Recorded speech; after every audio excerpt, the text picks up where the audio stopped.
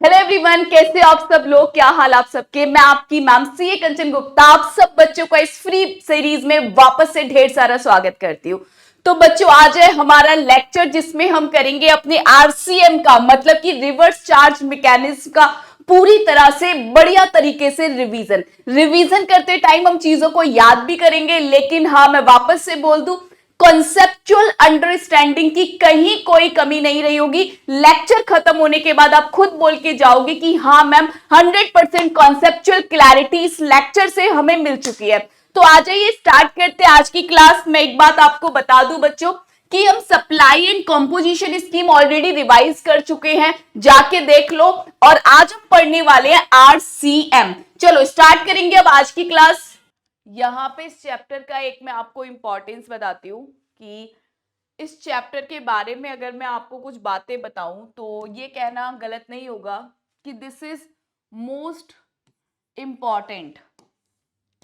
कुछ जरूरी बातें, this is most important topic बेटा, बहुत इंपॉर्टेंट है। पेपर में वेटेज आप इसका समझ सकते हो 0 to 5 मार्क्स।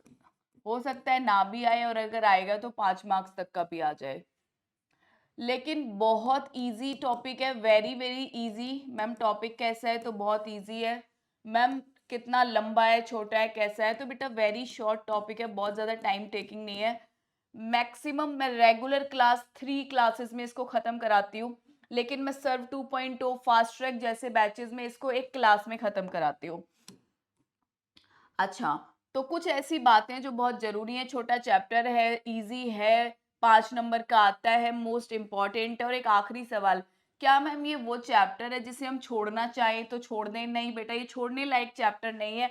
मैं मानती हूँ सिलेबस इतना वाइड है, एक आधा चैप्टर आपके मन में आएगा कि मैं छोड़ देता हूँ या छोड़ देती हूँ, लेकिन बेटा अब तक जितने भी चैप्टर्स मैंने आपको पढ़ाए हैं छोड़ने लायक नहीं है। मैं खुद आपको बताऊंगी अगर छोड़ना तो कौन सा वाला छोड़ना। और ये कतई भी नहीं छोड़ना बेटा, डोंट स्किप दिस चैप्टर। ये आपकी नैया डुबो देगा छोड़ दिया तो, क्योंकि ये एक ऐसा चैप्टर है जो कि पेपर में आने के चांसेस कई ज्यादा हैं, कई गुना ज्यादा हैं। चलो, इस चैप्टर को पढ़ाने के लिए मैं हैंड नोट्स लेके आई हूँ ताकि बहुत अच्छे वे में मैं समराइज करके आपको सिखा दूँ। और ये हैंड नोट्स आपके पास रहेंगे, तो आप जब भी इस चैप्टर को पढ़ो इसी से पढ़ना। हम जब बेटा स्टार्ट करते हैं रिवर्स चार्ज मैकेनिज्म को, ध्यान दो, जब मैं बच्चों को रिवर्स चार्ज मैकेनिज्म पढ़ाना शुरू करती हूँ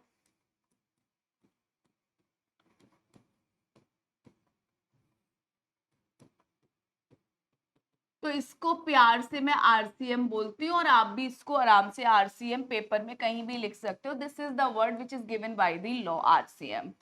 ठीक है, आरसीएम का बेटा सेक्शन रहता है हमारा 9(3) एंड 9(4), 9(3), 9(4। लेकिन साथ के साथ आज की क्लास में हम सेक्शन नंबर 9 भी समझेंगे कि सेक्शन नंबर 9 क्या है।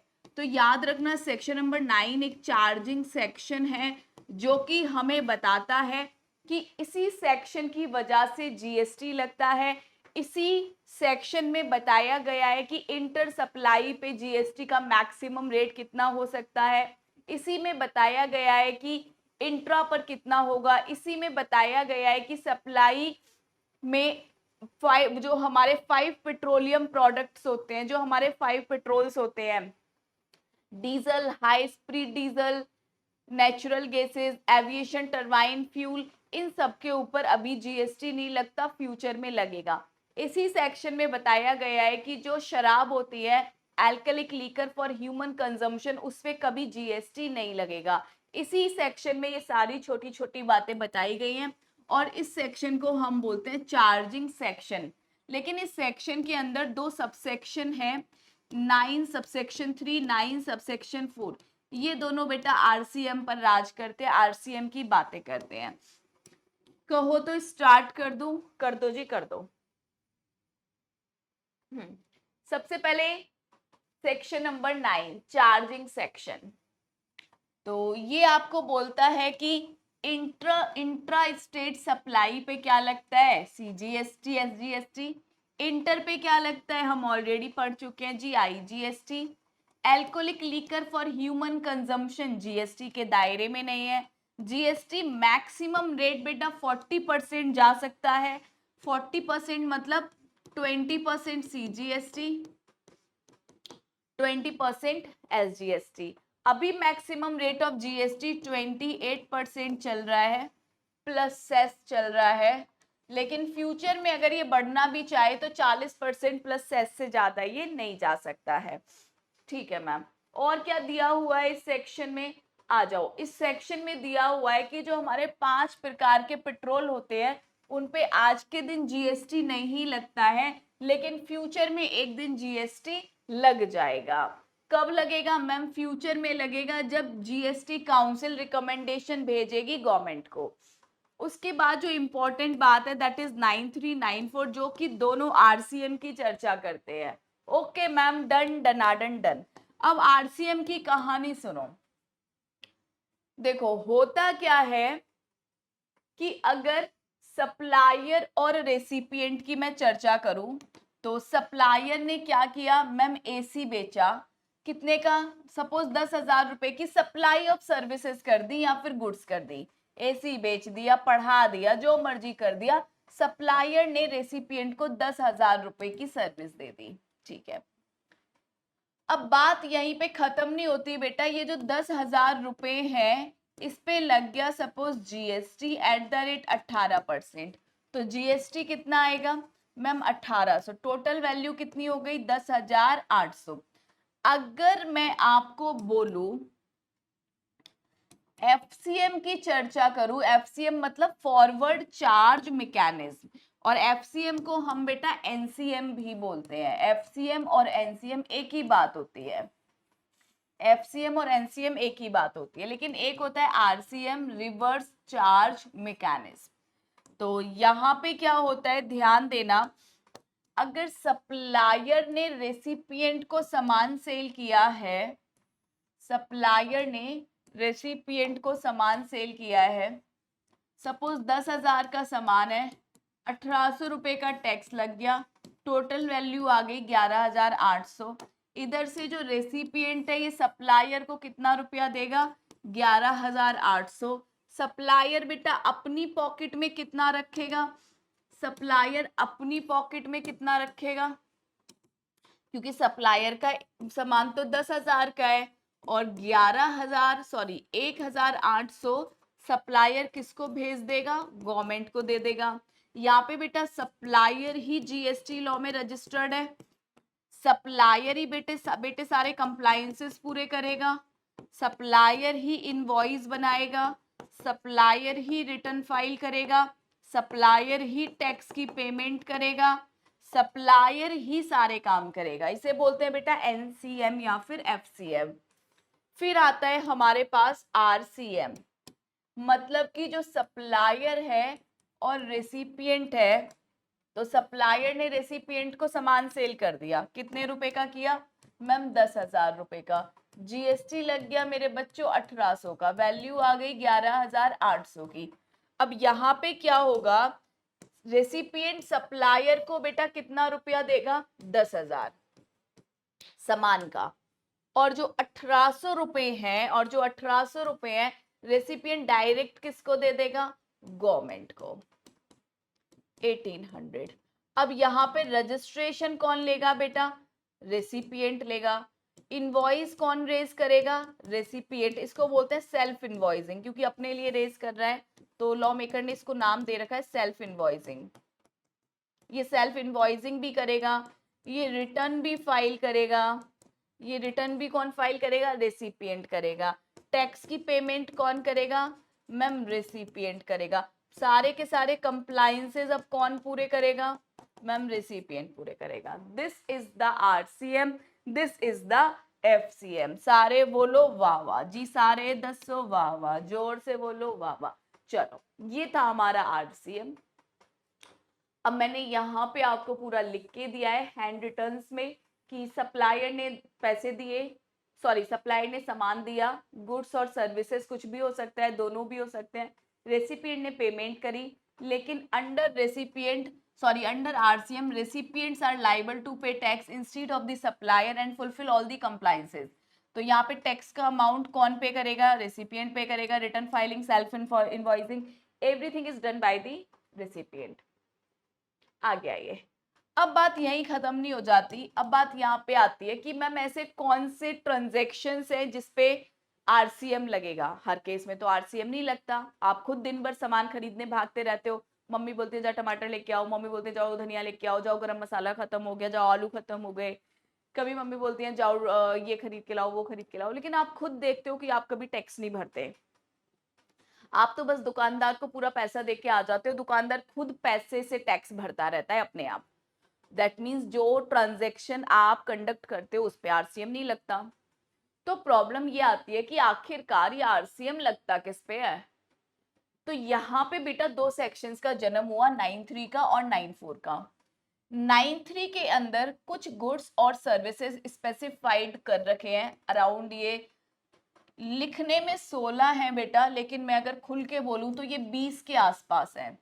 आप नंबर ऑफ एंट्री देखोगे तो आपको 16 दिखेंगी, लेकिन अमेंडमेंट के थ्रू ये बढ़ जाती हैं तो ये अराउंड ये 20 के आसपास हो गई हैं. तो टोटल 20 ऐसी सर्विसेज हैं एंड अराउंड 8 ऐसे गुड्स हैं जिसपे आरसीएम लगता है 9(3) वाला.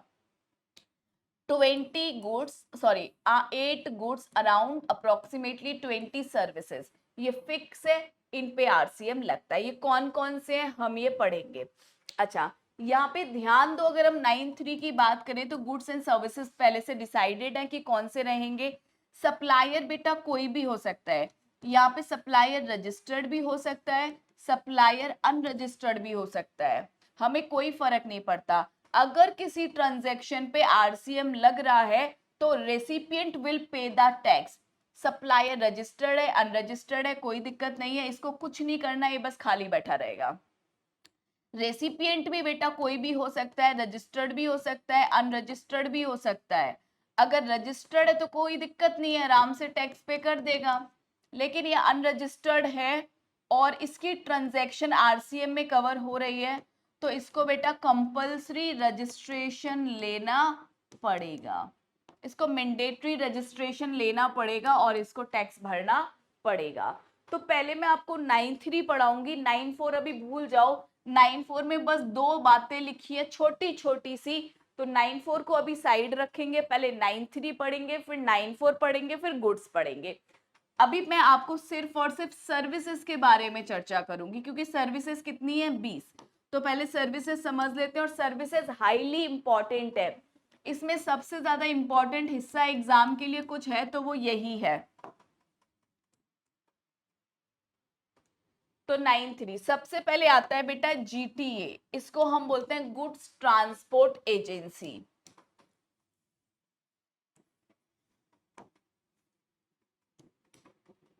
GTA goods transport agency. अगर goods transport agency services provide कर रही है अपने रेसिपिएंट को,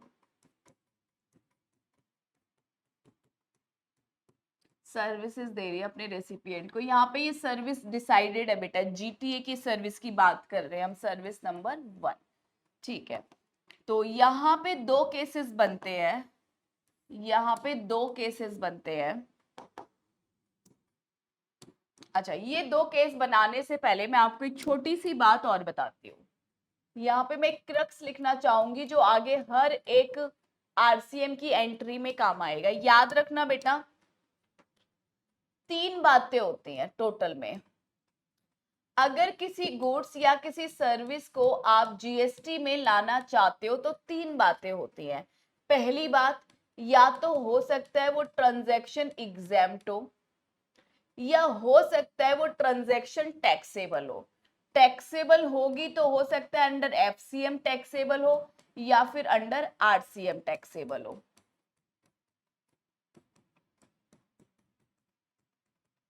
तो ये 3 काम हो सकते हैं एक ट्रांजैक्शन के साथ.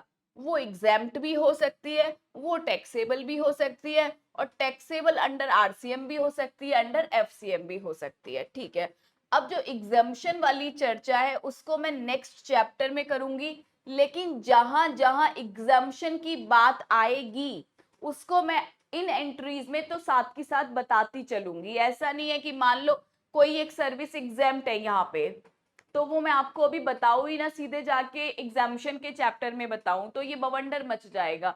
तो जहां पे बेटा मुझे लगेगा कि ये ट्रांजैक्शन आरसीएम में है, इसका ये हिस्सा एग्जाम्प्ट होता है, तो वो मैं आपको मर्ज करा के पढ़ाऊंगी। तो जीटीए की हम बात कर रहे हैं बेटा। अब जीटीए के ऊपर ध्यान दो, जीटीए के पास ऑप्शन होता है, ये चाहे तो एफसीएम चूज कर सकता है, ये चाहे तो आरसीएम चूज कर सकता है। अगर ये एफसीएम चूज कर लेगा तो बेटा सारे के सारे कंप्लायंसेस अब यही पूरे करेगा, यही रजिस्टर्ड भी होगा जीएसटी लॉ में, यही इनवॉइस बनाएगा, यही रिटर्न फाइल करेगा, यही टैक्स की पेमेंट करेगा। लेकिन अगर जीटीए वाला कहता है कि नहीं साहब मुझे तो आरसीएम दे दो, मैं तो आरसीएम में जाना चाहता हूं, तो उस केस में जो इसके रेसिपिएंट होंगे उन पर टैक्स लगेगा, उनको टैक्स का पेमेंट करना पड़ेगा। अब यहाँ पे बात ये आती है कि इसके रेसिपिएंट कौन कौन हो सकते हैं। ध्यान दो, हो सकता है जो इसकी सर्विस ले रहा है वो गवर्नमेंट है, central government, state government, union territory government, local authority, कुछ भी हो सकता है बच्चों। अब अगर सर्विस गवर्नमेंट के द्वारा ली जा रही है तो उस केस में याद रखना गवर्नमेंट के केस में ये सर्विस क्या हो गई मैम, एग्जाम्प्ट होती है। मतलब ना आरसीएम लगेगा ना एफसीएम, ये ट्रांजैक्शन एग्जाम्प्ट है। अगर मान लो जीटीए की सर्विस ली जा रही है किसी अनरजिस्टर्ड पर्सन के द्वारा, तब क्या होगा मैम, हमें ये देखना पड़ेगा कि ये जो अनरजिस्टर्ड पर्सन है ये छोटा मोटा इंसान है या बड़ा इंसान है। बड़ा इंसान है मतलब, बड़ा है मतलब ये कोई फैक्ट्री है, ये कोई फर्म है, ये कोई कंपनी है, ये कोई पार्टनरशिप फर्म है, क्या ये कोई कैजुअल टैक्सेबल पर्सन है, ये कौन है। अगर ये कोई बड़ा इंसान है, बड़े इंसान की लिस्ट लॉ में बताई गई है, नोटिफाइड की गई है, अगर ये बड़ा इंसान है तो उस केस में ये अनरजिस्टर्ड है तो इसको मैंडेटरी रजिस्ट्रेशन लेना पड़ेगा, और मैंडेटरी रजिस्ट्रेशन लेने के बाद ऑल कंप्लायंसेस इसको फुलफिल करने पड़ेंगे। लेकिन बेटा ये कोई छोटा मोटा इंसान है, जैसे कि आप ही हो, आपको घर खाली करना है, एक जगह से दूसरी जगह शिफ्ट होने के लिए आपको जीटीए की सर्विस चाहिए, तो उस केस में क्या होगा, अब आप तो बेटा छोटे मोटे इंसान हो, तो आप छोटे मोटे लोगों को गवर्नमेंट ने क्या बोल दिया, एग्जेम्प्ट कर दिया, कहा फिर कोई दिक्कत नहीं है जी। चलिए, अगर मान लो मैम कोई इंसान है जो कि जीटीए की सर्विस ले रहा है और वो जीएसटी लॉ में ऑलरेडी रजिस्टर्ड है, अगर ऑलरेडी रजिस्टर्ड है बेटा तब भी क्या लगेगा, आरसीएम लगेगा। So this is the full process of the RCM जो कि जीटीए पे लगता है, उसको हमने यहाँ पे समझा। अब नेक्स्ट एंट्री देखेंगे, अब सब छोटी छोटी एंट्री रह जाएंगी, इतनी बड़ी अब एंट्री नहीं है, जीटीए वाला सबसे बड़ा होता है। अगर सर्विसेज दी जा रही है आर्बिट्रल ट्रिब्यूनल के द्वारा, आर्बिट्रल ट्रिब्यूनल क्या होती है, जैसे कोर्ट होती है बेटा, कोर्ट के जैसी ही ट्रिब्यूनल बनाई जाती है जहां पे नॉलेजेबल पर्संस बैठते हैं, जो केसेस कोर्ट में सुलझ नहीं पा रहे हैं या जो टाइम टेकिंग है उनको आर्बिट्रल ट्रिब्यूनल में रखा जाता है। वहां पे केसेस जब हैंडल हो जाते हैं तो फाइनल सुनवाई के लिए उनको कोर्ट में लाया जाता है। तो आर्बिट्रल ट्रिब्यूनल अगर अपनी सर्विसेज दे रही है किसी बिजनेस एंटिटी को जिसकी टर्नओवर 10 लाख, 20 लाख, 40 लाख से ज्यादा है, अगर टर्नओवर 10, 20, 40 से ज्यादा है तो हम इसको बोलते हैं बेटा बड़ी बिजनेस एंटिटी, बड़ी बिजनेस एंटिटी। क्योंकि जिस एंटिटी की टर्नओवर 10 लाख, 20 लाख, 40 लाख से ज्यादा हो जाती है उसको जीएसटी लॉ में रजिस्ट्रेशन लेना पड़ता है। तो ये कौन सी एंटिटी हो गई, बड़ी बिजनेस एंटिटी हो गई।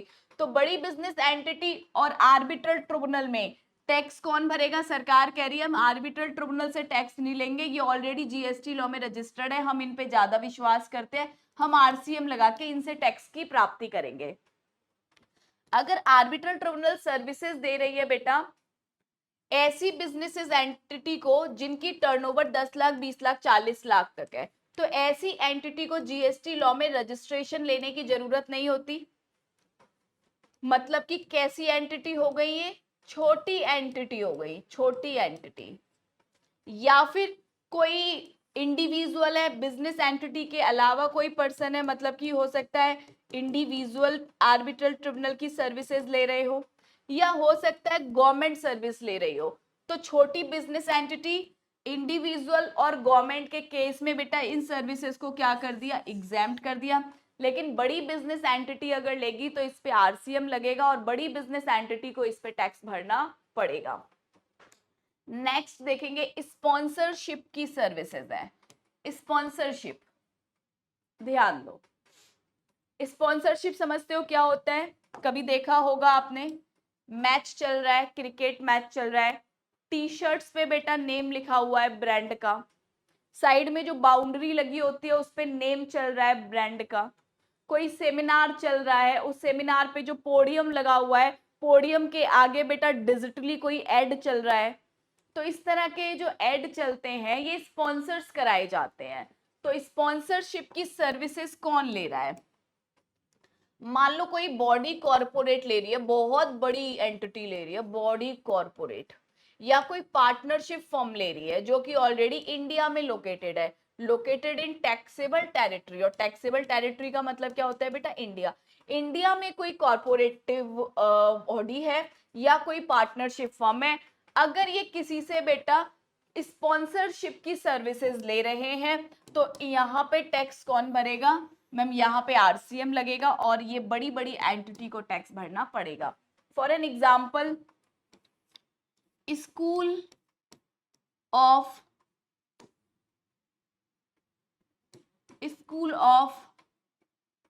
गुडनेस, ये स्कूल ऑफ गुडनेस बेटा एक हॉल है, इसमें सेमिनार चलना है आज। तो सेमिनार जो कंडक्ट करने वाले हैं, जो होस्ट हैं, उनके आगे ये पोडियम खड़ा है।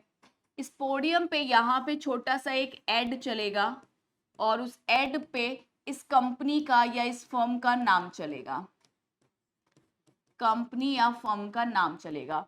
तो यहाँ पे ये सर्विसेज कौन ले रही है? कंपनी सर्विस ले रही है, बोल रही है कि आप अपने पोडियम पे मेरा नाम चलाओ और बताओ इसके लिए तुम्हें मैं कितना पैसा दूं। That means service is availing by this. और इस केस में बड़ी बिजनेस एंटिटी है तो आरसीएम लगेगा बेटा और टैक्स ये खुद ही भर देगी। ठीक है मैम। अगर बेटा ये ही एडवर्टीजमेंट की सर्विसेज, स्पॉन्सरशिप की सर्विसेज प्रोवाइड करने वाला कोई स्पेसिफाइड बॉडी है, जैसे कि नेशनल स्पोर्ट्स फेडरेशन है, इंडियन ओलंपिक एसोसिएशन है, तो जितनी भी स्पोर्ट्स बॉडी के द्वारा स्पॉन्सरशिप की सर्विस दी जाती है, बड़े बड़े बेटा इनसे तो बड़े बड़े घराने, बड़े बड़े बिजनेसमैन क्रिकेट को स्पॉन्सर करते हैं, तो याद रखना बेटा इनके ऊपर कोई जीएसटी नहीं लगता, इस ट्रांजैक्शन को एग्जेम्प्ट कर दिया। बोला कि स्पेसिफाइड बॉडीज अगर सर्विस दे के कुछ पेमेंट ले रही है तो उसको हम एग्जेम्प्ट कर देंगे। स्पेसिफाइड बॉडीज चाहे बॉडी कॉर्पोरेट कोई सर्विसेज क्यों ना दे रही हो, फर्म कोई क्यों ना दे रही हो, किसी को भी दे रही हो, चाहे बड़ों को दे रही हो चाहे छोटों को दे रही हो, देने वाला कौन है? स्पेसिफाइड बॉडीज, जैसे कि national sports federation, Indian Olympic federation. तो इन स्पेसिफाइड बॉडीज के केस में घटना एग्जेम्प्ट हो जाती है। एग्जेम्प्ट हो जाने का मतलब होता है बेटा अब इस ट्रांजैक्शन पे टैक्स नहीं लगेगा। नेक्स्ट देखो, डायरेक्टर अपनी कंपनी को सर्विस दे रहा है, तो मुझे एक बात बताओ, डायरेक्टर बड़ा है कि कंपनी बड़ी है? मैम कंपनी बड़ी है, सरकार तो बड़े लोगों पे विश्वास करती है ना। तो डायरेक्टर अगर कंपनी को सर्विस दे रहा है तो बेटा टैक्स भी कौन भरेगा? आरसीएम में कंपनी भरेगी, बॉडी कॉर्पोरेट खुद भरेंगे। चलिए नेक्स्ट देखो, इंश्योरेंस एजेंट इंश्योरेंस कंपनी को सर्विस देते हैं। आपके पास या आपके पापा के पास दिन में सबसे ज्यादा याद करने वाले कोई होंगे तो वो इंश्योरेंस एजेंट होते हैं या बैंकिंग एजेंट होते हैं। इनका पल पल पल फोन आता रहता है, सर पॉलिसी ले लीजिए, सर बहुत अच्छी पॉलिसी है, सर आपको फायदा देके जाएगी सर, और आप कहो तो मैं अपनी साइड से आपको डिस्काउंट करा देता हूँ सर, सर आज के टाइम में पॉलिसी लेना बहुत जरूरी है, अदरवाइज आपको तो पता ही है कि बला बला बला। तो इंश्योरेंस एजेंट क्या करते हैं और ये बैंकिंग एजेंट क्या करते हैं मैम? ये जो एजेंट होते हैं ना, ये मैम इंश्योरेंस कंपनी के बिहाफ पे, इंश्योरेंस कंपनी के बिहाफ पे काम कर रहे हैं। मतलब इस कंपनी के बिहाफ पे मैम ये हमें ना सर्विसेज, मतलब हमें ये अपनी पॉलिसी बेचते हैं, अपनी पॉलिसी सेल करते हैं। दैट मीन्स एजेंट किसके लिए काम कर रहे हैं? एजेंट मैम काम कर रहे हैं यहाँ पे इंश्योरेंस कंपनी के लिए। मैं कह सकती हूँ यहाँ पे एजेंट अपनी सर्विसेज किसको दे रहे हैं? इंश्योरेंस कंपनी को। तो ये सप्लायर हो गए, इंश्योरेंस कंपनी क्या हो गई? रेसिपिएंट, क्योंकि एजेंट इनके लिए काम कर रहे हैं। Agent providing the services to the insurance company. So यहाँ पे बदले में ये पेमेंट भी तो लेते होंगे, बिल्कुल। तो बात ये आती है कि इस पेमेंट पे जीएसटी कौन भरेगा? इंश्योरेंस कंपनी भरेगी। चलो देखो, अगर इंश्योरेंस एजेंट इंश्योरेंस कंपनी को अपनी सर्विस दे रहे हैं, इंश्योरेंस कंपनी जो कि इंडिया में है, तो इस पे भी आरसीएम लगेगा। ऐसे ही बेटा बैंक के लिए भी कई लोग काम करते हैं, इनको रिकवरी एजेंट बोला जाता है। रिकवरी एजेंट आपके घर आते हैं, कितने का लोन चल रहा है? 5 लाख का, कब देने वाले हो? अगले हफ्ते लोन आ जाएगा ना, नहीं आया तो याद रखना घर का एक एक सामान बेच के तुमसे लोन वसूल के लेके जाएंगे। ये धमकी दे के जाते हैं, मार कुटाई भी कर देते हैं कभी कभी। दैट मीन्स इनको बोलते हैं रिकवरी एजेंट, जो कि अपनी सर्विसेज किसको दे रहे हैं? बैंक को दे रहे हैं, एनबीएफसी या फाइनेंशियल इंस्टीट्यूशंस को दे रहे हैं जो कि इंडिया में है। तो रिकवरी एजेंट की सर्विसेज पे भी बेटा आरसीएम लगता है और बैंक को टैक्स भरना पड़ता है, क्योंकि इन दोनों में सरकार इन पे विश्वास करती है, इन पे विश्वास नहीं करती। नेक्स्ट सर्विस देखो बेटा, यहां पे बात करी गई है म्यूजिक कंपोजर की। जैसे कि मैं अगर आपसे बात करूं, music composer Shreya Ghoshal, photographer या किसी आर्टिस्ट की, ये लोग क्या करते हैं ma'am? Music composer music compose करता है, फिर किसी प्रोडक्शन हाउस को बेच देता है। फोटोग्राफर फोटो निकाल के किसी को बेच देता है। आर्टिस्ट मैम बढ़िया बढ़िया सॉन्ग लिखते हैं, एक्टिंग करते हैं और ये अपनी सर्विसेज बेच देते हैं किसी प्रोडक्शन हाउस को या किसी कंपनी को। तो इस केस में बेटा बड़ा कौन है? ये लोग बड़े हैं, तो सरकार आरसीएम लगाएगी। क्लियर मेरे बच्चों? कोई दिक्कत?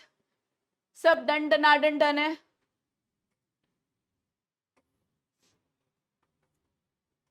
सब डन डनाडन डन? यस मैम, सब एकदम डन है। ये क्या हो गया?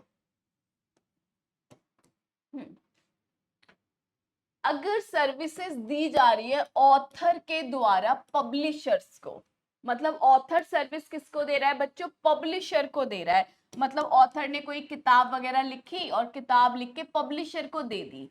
तो यहाँ पे ध्यान देना, अब इस ऑथर के पास 2 ऑप्शन आ गए। ये चाहे तो आरसीएम लगा ले, ये चाहे तो आरसीएम में चले जाए, एकदम जीटीए की तरह। तो ऑथर ने अपनी सर्विसेज किसको दी है? पब्लिशर को दी है मैम। ये सप्लायर हो गया, ये रेसिपिएंट हो गया। इन्होंने बुक लिख के किसको दे दी? पब्लिशर को। बदले में पब्लिशर क्या देता है मैम? रॉयल्टी देता है। तो इस रॉयल्टी पे टैक्स कौन पे करेगा? तो अब ये डिपेंड करता है, अगर ऑथर ने एफसीएम ले लिया तो ऑथर ही रजिस्ट्रेशन लेगा, ऑथर ही सारे कंप्लायंसेस पूरे करेगा, ऑथर ही मैम टैक्स भरेगा। लेकिन अगर ऑथर ने बोला कि नहीं नहीं मेरे को तो आरसीएम चाहिए, अब जब आरसीएम लग गया, now who will pay the tax? Now publisher will pay the tax, क्योंकि पब्लिशर यहाँ पे कौन है? रेसिपिएंट। ध्यान रखना, एक बार ऑप्शन एक्सरसाइज करना है, एक बार ऑप्शन एक्सरसाइज कर लो कि आप कौन सा ऑप्शन अडॉप्ट करना चाहते हो, आप एफसीएम में जाना चाहते हो या आरसीएम में। एक बार अगर आपने ऑप्शन अडॉप्ट कर लिया तो पूरे साल भर आपको उसी ऑप्शन के थ्रू टैक्स भरना पड़ेगा, आप उस ऑप्शन को बदल नहीं सकते हो। साथ ही साथ अगर ऑथर ने एफसीएम ले लिया है तो जो ये इनवॉइस बनाएगा उस पे ये बात लिखेगा कि I am paying tax under FCM. और अगर ऑप्शन ऑथर ने एफसीएम में टैक्स नहीं भरा तो सिंपल सी बात है, पब्लिशर को टैक्स भरना पड़ेगा अंडर आरसीएम। नेक्स्ट देखो बेटा, services by overseeing committee to RBI. Overseeing committee, overseeing जो दूर बैठी है, समुद्र के उस पार बैठी हुई है, ओवरसी सी के उस पार बैठी हुई है। तो बेसिकली हमारे देश की आरबीआई विदेशों से बेटा सर्विसेज लेती है, एडवाइस लेती है, बताओ मैं क्या करूं, मैं क्या ना करूं। दैट मीन्स ये लोग अपनी सर्विसेज आरबीआई को दे रहे हैं, ये लोग क्या हो गए सप्लायर, आरबीआई क्या हो गई रिसिपिएंट। तो ध्यान रखना मेरे बच्चों, अगर ओवरसीइंग कमिटी के मेंबर सर्विस दे रहे हैं तो आरसीएम लगता है और आरबीआई को टैक्स भरना पड़ेगा। अगर कोई और पर्सन आरबीआई को सर्विस दे रहा है, इंडिया में बैठा है, इंडिया में बैठा है कोई भी पर्सन है, आरबीआई को सर्विस दे रहा है, तो क्या लगेगा एफसीएम लगेगा और ये पर्सन टैक्स भरेगा। लेकिन अगर आरबीआई किसी को सर्विस दे रही है, जैसे आरबीआई हमारी गवर्नमेंट को सर्विस देती है, हमारी जितनी भी कमर्शियल बैंक्स है उन सबको सर्विस देती है, तो आरबीआई के द्वारा दी जाने वाली सारी सर्विस एग्जैम्प्ट है। आरबीआई जिसको सर्विस देगी एग्जैम्प्ट है। लेकिन अगर आरबीआई किसी से सर्विस ले रही है, ओवरसीइंग से ले रही है, तो आरसीएम लगेगा, अपने देश में किसी से ले रही है तो एफसीएम लगेगा। आपको एक और बात बताऊं, टाइम थोड़ा कम है, अदरवाइज इस बात का भी लॉजिक होता है कि यहाँ आरसीएम क्यों, यहाँ एफसीएम क्यों, हर बात का एक लॉजिक है। लेकिन पेपर में आपसे लॉजिक पूछा नहीं जाएगा, आपको तो बस पूछा जाएगा कि overseeing committee providing the services to the RBI, बताइए ट्रांजैक्शन आरसीएम में जाएगी कि एफसीएम में। लॉजिक क्या होगा वैसे मैम, जल्दी से एक बार हिंट दे दो मैम थोड़ा सा, क्योंकि खटपट मन में ज्यादा मच रही है। आप नहीं बोलते तो ठीक था, लेकिन अब बोल दिया है तो खटपट मचती होगी, आई कैन अंडरस्टैंड। तो ओवरसीइंग कंपनी जो होती है बेटा ये विदेशों में होती हैं, विदेशों में। तो हमारी देश की गवर्नमेंट चाह के भी इनसे टैक्स वसूल नहीं कर पाएगी। कहाँ ढूंढेंगे विदेश में, हमारे कानून के हाथ इतने लंबे नहीं है बेटा जो विदेश में पहुंच जाएं। तो ये बोलते हैं कि एक काम करो, विदेश वाले को बाढ़ में जाने दो, हम आरबीआई को ही बोल देंगे कि भाई तू ही पैसा पे कर दे, तू ही टैक्स पे कर दे। लेकिन अदर पर्सन है, ये तो इंडिया में होंगे तो कोई दिक्कत नहीं है, इंडियन गवर्नमेंट इनसे तो पैसा वसूली कर सकती है, तो यहाँ पे आरबीआई को फ्री कर दिया। और आरबीआई अगर किसी को सर्विस दे रही है तो इस सर्विस को एग्जेम्प्ट कर दिया। हर एक ट्रांजैक्शन का बेटा लॉजिक है, बट अभी का जो टाइम है मैं आपको कम टाइम में बस ये चाहती हूँ कि उतना पढ़ो जो पेपर के लिए रेलेवेंट है। एक महीने में बेटा अब मैं आपको क्या कर सकती हूँ, services by DSA, direct selling agents होते हैं जो कि बैंक और एनबीएफसी के बिहाफ पे काम करते हैं। ये लोगों के अकाउंट्स खोलते हैं, बैंक के बारे में जा जाके एडवाइस देते हैं, देखो आपके मोहल्ले में बैंक खुला है, बैंक में जाओ, एनईएफटी करो, बैंक से ई बैंकिंग कराओ, बैंक को समझो, बैंक में अपना खाता खुलवाओ। तो बेसिकली डायरेक्ट सेलिंग एजेंट होते हैं। ये इंडिविजुअल कैपेसिटी में या अदर देन इंडिविजुअल कैपेसिटी में अपनी सर्विसेज बैंक को दे रहे हैं। अगर ये बेटा इंडिविजुअल कैपेसिटी में दे रहे हैं तो आरसीएम लगेगा, बैंक को टैक्स भरना पड़ेगा। हो सकता है कोई एजेंसी हो पूरी की पूरी डीएसए की, एजेंसी किसी बैंकिंग कंपनी को टैक्स भर रही हो, सॉरी एजेंसी किसी बैंकिंग कंपनी को सर्विस दे रही हो, तो सरकार कह रही है कि यार एजेंसी भी तो बड़ी होती है, फिर इस पे आरसीएम लगाओ। नेक्स्ट, बिजनेस फैसिलिटेटर सर्विसेज किसको दे रहे हैं, बैंकिंग कंपनी को। सेम है सब बेटा, जैसे इंश्योरेंस एजेंट था ऐसे ही डायरेक्ट सेलिंग एजेंट है, ऐसे ही रिकवरी एजेंट है, ऐसे ये बिजनेस फैसिलिटेटर है।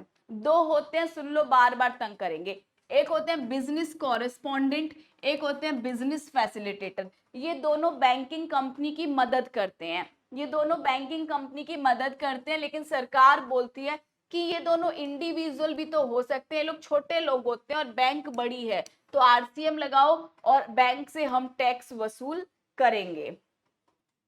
क्लियर मेरे बच्चों, कोई दिक्कत कोई डाउट तुम्हें?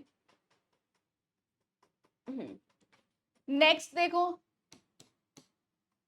Services by agent of BFBC to BFBC. अरे बाप रे बाप मैम ये क्या हो रहा है, अब यहाँ पे समझो कि क्या हो रहा है। एक बार मैं थोड़ा सा तुम्हें समझा दूं। देखो, मैंने कितने केसेस पढ़ाए। एक केस मैंने पढ़ाया इंश्योरेंस एजेंट का।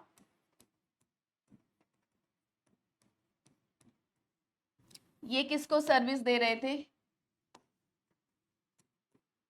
इंश्योरेंस कंपनी को। फिर मैंने तुम्हें पढ़ाया बैंकिंग एजेंट का, जिसको मैं रिकवरी एजेंट बोल रही थी।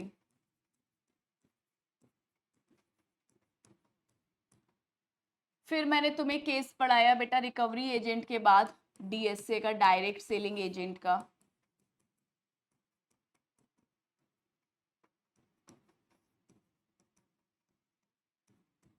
अब मैं तुम्हें केस पढ़ा रही हूँ बिजनेस। फिर मैंने तुम्हें केस पढ़ाया बिजनेस कॉरेस्पॉन्डेंट का, सब सेम है। फिर मैंने तुम्हें पढ़ाया बिजनेस फैसिलिटेटर का, घबराना मत बस। मैंने तुम्हें ये सारे केस पढ़ाए। मैंने कहा ये लोग अपनी सर्विसेज दे रहे हैं।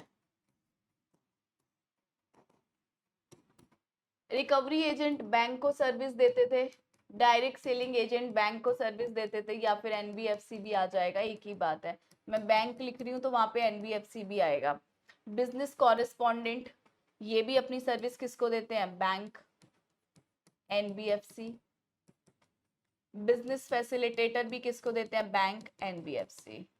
तो सीधे सीधे बोला गया है ये सब अगर इंडिविजुअल कैपेसिटी में अपनी सर्विसेज दे रहे हैं, इनको दे रहे हैं, तो इन सब के ऊपर क्या लगेगा? इन सारी ट्रांजैक्शन पे आरसीएम लगेगा। क्योंकि मैम ये तो एजेंट छोटे छोटे लोग हैं, तो सरकार इन पे विश्वास नहीं कर रही। सरकार कह रही है ये सब तो ऑलरेडी जीएसटी लॉ में रजिस्टर्ड होंगे, हम इनसे टैक्स वसूल लेंगे। लेकिन अब बात आ रही है बेटा कि मान लो ये जो बीसी एंड बीएफ है, इनको मैं बीएफबीसी बोलती हूँ, BFBC, business facilitator and business correspondent. BFBC क्या करते हैं आप सब जानते हो मैम। बीएफबीसी सर्विस देते हैं बैंक को। जब ये बैंक को सर्विस दे रहे हैं तो क्या लग रहा है मैम? आरसीएम लग रहा है। अब हो सकता है बेटा इन्होंने एजेंट हायर कर लिया हो, ये एजेंट से सर्विस लेते हो और सर्विस लेके बैंक को दे देते हो, ऐसा भी तो हो सकता है। तो इस वाली ट्रांजैक्शन में एजेंट अगर बीएफबीसी को सर्विस दे रहा है तो एजेंट कौन हो गया? सप्लायर। बीएफबीसी कौन हो गए? रेसिपिएंट। इन दोनों में बड़ा कौन है? एजेंट तो बहुत छोटा सा है, क्योंकि agent is the agent of BFBC. तो बड़ा कौन है? रेसिपिएंट। सरकार ने कहा हम रेसिपिएंट से टैक्स लेंगे, हम बीएफबीसी से टैक्स लेंगे। आओ यही बातें यहाँ लिखी है, पढ़ लेते हैं किस हिसाब से। Services by agent of BFBC to BFBC service जा रही है, ठीक है। तो ये कौन है? एजेंट है ऑफ बीएफ एंड बीसी के एजेंट है।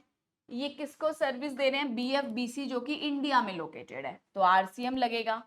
अगर मान लो ये एजेंट ऐसे बीएफबीसी को सर्विस दे रहे हो जो रूरल एरिया में लोकेटेड हो, रूरल एरिया में, तो लॉ मेकर ने कहा ये भी छोटे लोग, ये भी छोटे लोग, माफ कर दो, जाने दो, इनको जीने दो, एग्जैम्प्ट कर दो। क्लियर? ये कहां से लिख गया? यहाँ पे इसे हटाओ। चलो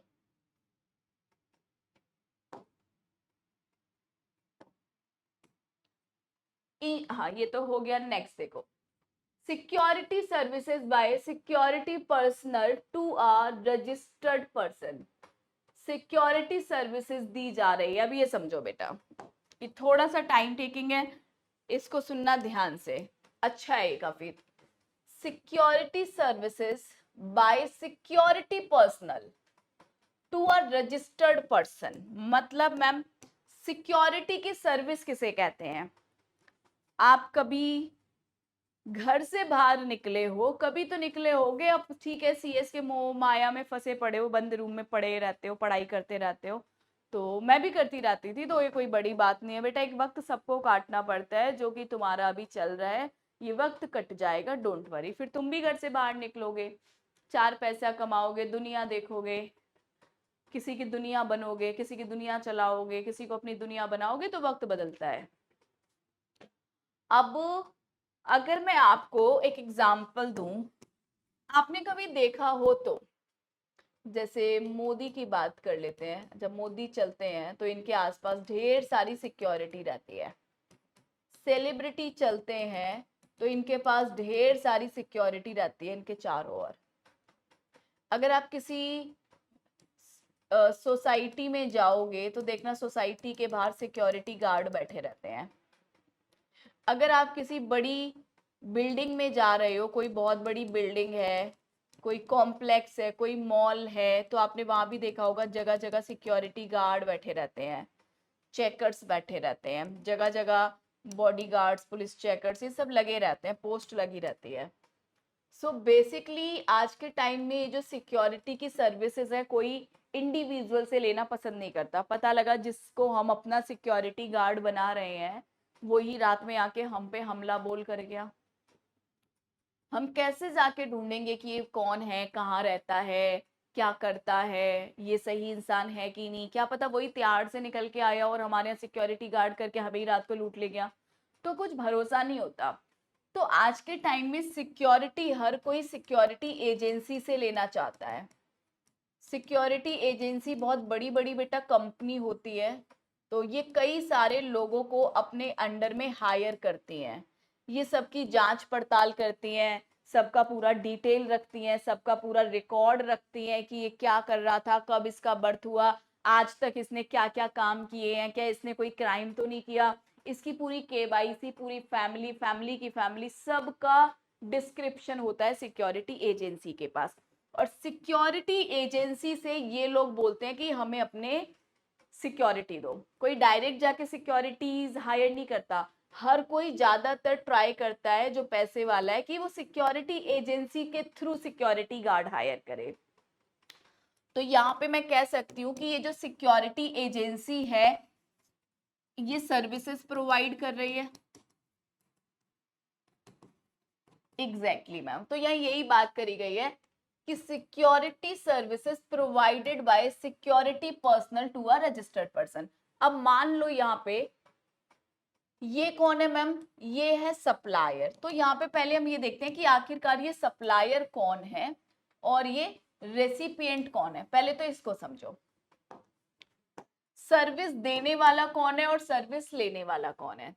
इन्होंने कहा कि जो सर्विस दे रहा है वो कोई भी पर्सन हो सकता है अदर देन बॉडी कॉर्पोरेट।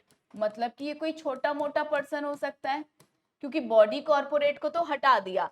अगर कोई बहुत बड़ी बॉडी कॉर्पोरेट एजेंसी है जो इन लोगों को सर्विस दे रही है तब तो बेटा आरसीएम लग जाएगा, तब तो आरसीएम लगना चाहिए। लेकिन यहाँ पे लिखा हुआ है, सॉरी एफसीएम लगना चाहिए। अगर कोई बड़ी कंपनी है, ये सिक्योरिटी एजेंसी जो कि सर्विसेज दे रही है, कौन हो गई, सप्लायर, और यहाँ पे जो सर्विस ले रहे हैं कौन हो गए, रेसिपिएंट।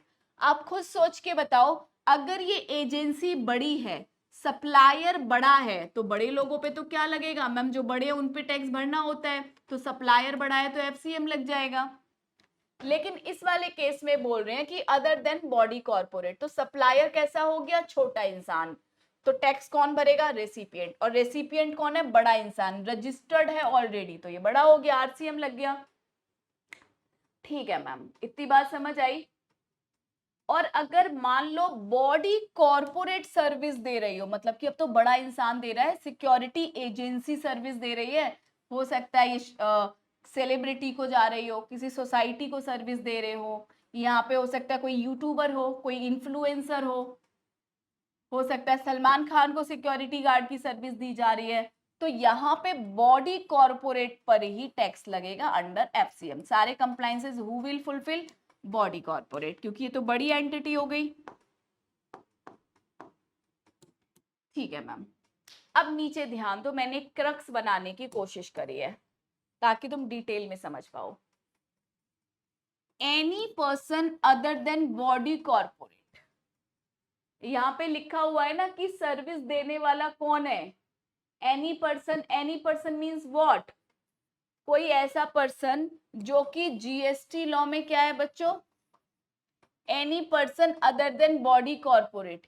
ये जो सर्विस दे रहा है किसको दे रहा है, registered person located in territorial territory, taxable territory मतलब कि कहाँ पे लोकेटेड है मैम, इंडिया में लोकेटेड है, तो आरसीएम लग जाएगा। ये तो सेम केस हो गया कि any person other than body corporate किसी रजिस्टर्ड पर्सन को सर्विस दे रहा है, आरसीएम लगा दो। एनी पर्सन अगर कंपोजिट डीलर को सर्विस दे रहा है तो एफसीएम लगेगा। एनी पर्सन अगर अनरजिस्टर्ड पर्सन को दे रहा है तो भी एफसीएम लगेगा। एनी पर्सन अगर गवर्नमेंट को दे रहा है बेटा तो भी एफसीएम लगेगा। एनी पर्सन अगर किसी नॉन टैक्सेबल टेरिटरी में सर्विस दे रहा है तो भी एफसीएम लगेगा। कुल मिला के सिक्योरिटी वाली सर्विसेज को बिल्कुल भी एग्जैम्प्ट नहीं किया गया है, या तो आरसीएम लग रहा है या एफसीएम। और ध्यान दो, आरसीएम सिर्फ एक केस में लग रहा है, बाकी सब में एफसीएम लग रहा है, सब में एफसीएम लग रहा है। मतलब हर केस में सप्लायर को टैक्स भरना है, सिर्फ एक केस छोड़ के। और वो केस कौन सा है? वो केस है बेटा, अगर बॉडी कॉर्पोरेट के अलावा कोई भी सर्विस दे रहा है रजिस्टर्ड पर्सन को, बॉडी कॉर्पोरेट के अलावा कोई हो सकता है, छोटा मोटा पर्सन हो, कोई फर्म हो, कोई पार्टनरशिप फर्म हो, ये रजिस्टर्ड पर्सन को सर्विस दे रही है तो आरसीएम लगेगा, बाकी सभी केसेस में एफसीएम लगेगा। क्लियर? हाँ डन, कोई दिक्कत तुम्हें? अब बताओ, आगे बढ़ जाती हूँ। नेक्स्ट सर्विस है हमारे पास, अब हम बात कर रहे हैं services in relation to renting of motor vehicle. यहाँ पे जो कीवर्ड है बेटा वो रेंटिंग करी जा रही है मोटर व्हीकल की, दिस इज द कीवर्ड। यहाँ से वर्ड काट दो, लॉ मेकर ने इसको अमेंड कर दिया है। यहाँ पे सिंपल सी बात लिखी है, मोटर व्हीकल की रेंटिंग की जा रही है और रेंटिंग करने वाला कौन है? Any person other than body corporate, मतलब कि कोई छोटा पर्सन है, यस, या फिर बॉडी कॉर्पोरेट खुद भी ये सर्विसेज दे रही है, कोई भी दे सकता है।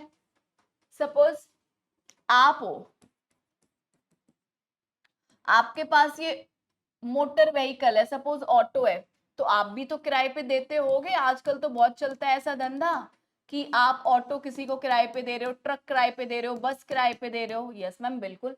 और ऐसा भी हो सकता है बेटा कोई एजेंसी हो यहाँ पे बहुत बड़ी, ये ट्रक किराए पे दे रही है, बस किराए पे दे रही है, तो देने वाला बेटा नॉन बॉडी कॉर्पोरेट भी हो सकता है और बॉडी कॉर्पोरेट भी हो सकता है, लेकिन दिया क्या जा रहा है मैम? मोटर व्हीकल रेंटिंग पर दिया जा रहा है। तो इस केस पे क्या होगा, आरसीएम लगेगा या एफसीएम लगेगा? आओ देखते हैं, ध्यान दो। ये फर्स्ट लाइन तो काट देना क्योंकि अमेंडमेंट से हट गई है। ये बोल रहे हैं कि अगर ऐसा कुछ हो रहा है तो या कब एक केस में आरसीएम लगेगा और कुछ केस में एफसीएम लगेगा। यहाँ पे आपके पास ऑप्शन नहीं है, जैसे जीटीए में तो आपके पास ऑप्शन होता था, ऑथर पब्लिकेशन वाले केस में आपके पास ऑप्शन होता था, आप चाहे तो आरसीएम में चले जाओ, आप चाहे तो एफसीएम में चले जाओ, बट यहाँ पे ऐसा नहीं है। यहाँ पे अगर लॉ में लिखा है कि आपको आरसीएम लगाना है तो आपको आरसीएम लगाना पड़ेगा, लॉ में लिखा है कि आपको एफसीएम लगाना है तो आपको एफसीएम लगाना पड़ेगा। यहाँ पे लॉ की गाथा सुननी पड़ेगी। आओ देखते हैं लॉ क्या कहता है। लॉ कह रहा है, लॉ पहले तो ये कह रहा है, इन केस मान लो आपके ऊपर आरसीएम लग जाता है, तो आपके अगर ऊपर आरसीएम लग गया तो उस केस में आपको 5% आईटीसी मिलेगा, ठीक है। और अगर आप सॉरी मैंने यहाँ पे ये चीज थोड़ी सी मैं और इलेबोरेट करना चाहूंगी कि अगर आप आरसीएम में आ गए हो, आरसीएम में कौन, जैसे एक सप्लायर है एक रेसिपिएंट है, सप्लायर ने रेसिपिएंट को मोटर व्हीकल रेंट पे दिया, अगर मान लो इस घटना पे आरसीएम लग रहा है, रेसिपिएंट टैक्स भर रहा है, तो टैक्स का रेट क्या रह जाएगा? 5%। टैक्स का रेट कितना हो गया? 5%। अब ये जो सप्लायर है अगर ये अपने आईटीसी को क्लेम करना चाहता है तो इसको फुल आईटीसी नहीं मिलता, लिमिटेड आईटीसी मिलता है, मतलब थोड़ा मोड़ा। सप्लायर के पास तो ढेर सारा इनपुट टैक्स होता है, लेकिन अगर ये घटना आरसीएम में चली गई है तो सप्लायर के लिए बहुत दुखद समस्या है कि अब ये अपने पूरे आईटीसी का क्लेम नहीं ले पाएगा, जो इसके पास इनपुट टैक्स पड़ा है उसका थोड़ा मोड़ा क्रेडिट ये ले पाएगा। ठीक है मैम, यही बात यहाँ लिखी हुई है कि अगर ये घटना आरसीएम में चली गई है तो टैक्स का रेट 5% लगेगा और सप्लायर को आईटीसी थोड़ा बहुत मिलेगा। चलिए अब आगे देखो, अगर एफसीएम लगता है, एफसीएम मतलब सप्लायर ही टैक्स भर रहा है, तो फिर मैम 12% का टैक्स रेट हो जाएगा और फुल आईटीसी सप्लायर को मिल जाएगा। लेकिन आरसीएम कब लगेगा, एफसीएम कब लगेगा, ये अपन को समझना पड़ेगा। Person other than body corporate, मुझे बताओ ये बड़ा इंसान हुआ कि छोटा हुआ? मैम छोटा हुआ ना, बॉडी कॉर्पोरेट को बाहर कर दिया। Person other than body corporate, person other than body corporate मतलब कि छोटा इंसान बड़े इंसान को सर्विस दे रहा है, बॉडी कॉर्पोरेट को सर्विस दे रहा है, तो बेटा टैक्स तो बड़े इंसान पे लगता है ना। अब बड़ा इंसान रेसिपिएंट है तो आरसीएम में टैक्स भरेगा, आरसीएम में टैक्स का रेट 5% रहता है, लेकिन ये जो सप्लायर है इसको आईटीसी लिमिटेड मिलेगा और टैक्स कौन पे करेगा, बॉडी कॉर्पोरेट अंडर एफसीएम। मान लो ये छोटा पर्सन एनी पर्सन को सर्विस दे रहा है, ऐसा भी तो हो सकता है ये छोटा इंसान किसी और छोटे इंसान को सर्विस दे रहा हो, ये खुद भी बॉडी कॉर्पोरेट नहीं है और ये जिसको सर्विस दे रहा है वो भी बॉडी कॉर्पोरेट नहीं है। तो लॉ मेकर ने बोला इस केस में क्या लगेगा, एफसीएम, टैक्स का रेट हो जाएगा 12% और यहाँ पे ये जो सप्लायर है इसको फुल आईटीसी मिलेगा। अगर मान लो सप्लायर एक बॉडी कॉर्पोरेट है, अब कौन हो गया सप्लायर, मैम बड़ा इंसान। सप्लायर कौन है, बड़ा इंसान। अगर बॉडी कॉर्पोरेट किसी को भी सर्विस दे रही है, चाहे छोटे इंसान को दे रही हो चाहे बड़े इंसान को दे रही हो, अगर बॉडी कॉर्पोरेट है तो हमेशा क्या लगेगा, एफसीएम। याद रहेगी बात? कैसे याद रखें मैम, कुछ बताओ ऐसी टिप्स। तो याद रखना, ये देखना है क्या सर्विस बॉडी कॉर्पोरेट के द्वारा दी जा रही है, किसी को भी दी जा रही हो डजेंट मैटर, बॉडी कॉर्पोरेट पे हमेशा क्या लगेगा, एफसीएम।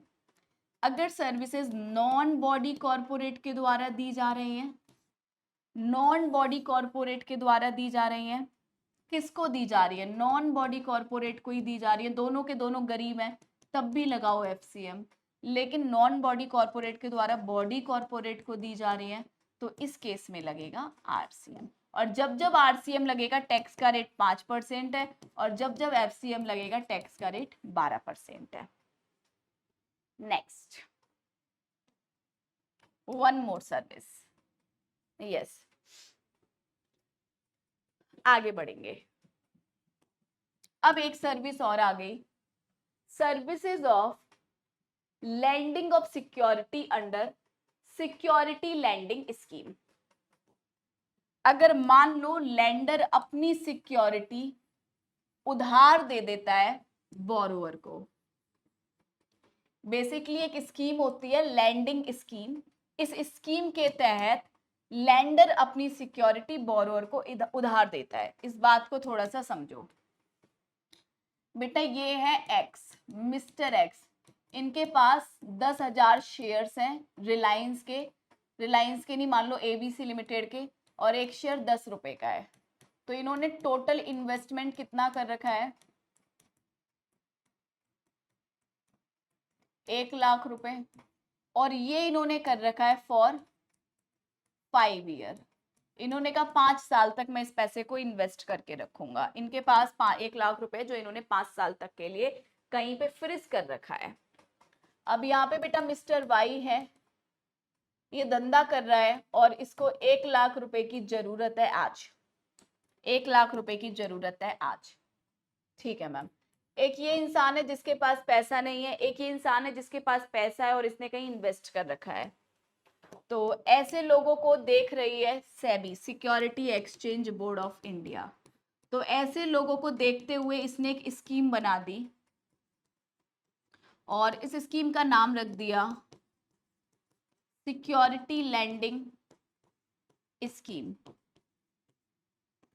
इस स्कीम के तहत इसके पास 1 लाख रुपया फ्रीज पड़ा है और इसको 1 लाख रुपए की जरूरत है। तो इस स्कीम के तहत सेबी ने इसके पास से 1 लाख रुपया खींच लिया और इसको ये 1 लाख रुपया दे दिया। अब समझना क्या हुआ, यहाँ पे इसने क्या किया, अपने 10,000 शेयर्स उधार दे दिए मिस्टर वाई को सेबी के माध्यम से, क्योंकि एक्स तो वाई को नहीं जानता, लेकिन सेबी इन दोनों को जानती है। तो एक्स ने वाई को अपने 1,00,000 रुपए दे दिए, अपने बेसिकली 10,000 शेयर्स दे दिए, किसके थ्रू दे दिए, सेबी के थ्रू। X don't know who is Y. X ने सेबी के थ्रू अपने 10,000 शेयर्स किसको दे दिए, वाई को दे दिए। ध्यान दो, एक्स ने इसको अपने 10,000 शेयर्स दिए, इन्होंने इसको दे दिए, तो एक्स कौन हो गया मैम, एक्स हो गया लेंडर, और वाई कौन हो गया, वाई हो गया बोरोअर। एक्स ने क्या दिया मैम, 10,000 शेयर्स दिए, कितने रुपए का शेयर है एक मैम, 10,000 रुपए का शेयर्स है। एक्स ने तो ये इन्वेस्टमेंट कर रखी थी अपनी 1,00,000 रुपए की, ठीक है, ये एज इट इज इन्वेस्टमेंट उठा के सेबी ने किसको दे दी, वाई को, और बोला एक काम करो मार्केट में शेयर्स सेल कर दो, मार्केट में ये शेयर्स बेच दो।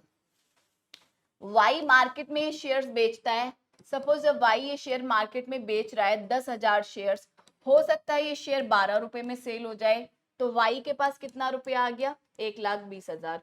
हो सकता है ये शेयर 9 रुपए में सेल हो, तो वाई के पास कितना रुपया आया, 90,000।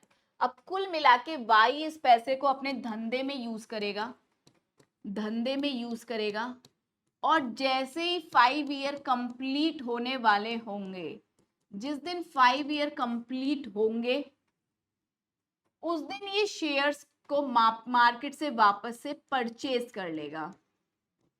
ये मार्केट में 10,000 शेयर्स वापस से परचेज करेगा और जिससे इसने लिए थे उसको वापस कर देगा।